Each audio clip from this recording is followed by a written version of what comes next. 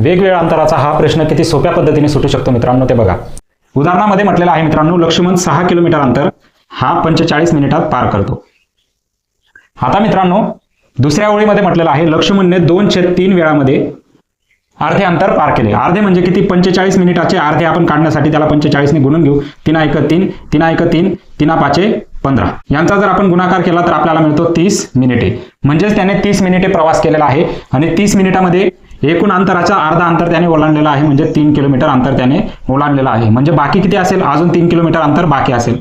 आणि वेळ किती शिल्लक असेल? 45 मिनिटामधून त्याने 30 मिनिटं वापरून घेतलेले आहेत, म्हणजे त्याच्याकडे वेळ शिल्लक आहे 15 मिनिटाचा.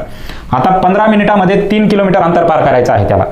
15 मिनिटात 3 किलोमीटर अंतर, तर 60 मिनिटात किती? सरळ तिरकस गुणाकार करतो मित्रांनो. 60 गुणिले 3 भागिले 15. 3 × 1 3 3 × 5 15. 5 × 1 5 5 × 1 5 आणि उरला 1 5 × 2 10. म्हणजे आपलं उत्तर आलं 12 किलोमीटर प्रति तास. प्रश्न कसा वाटला ते सांगा मित्रांनो. एक उदाहरण तुम्हाला दिलेलं आहे, ते तुम्ही सोडवायचं आहे. थँक्यू.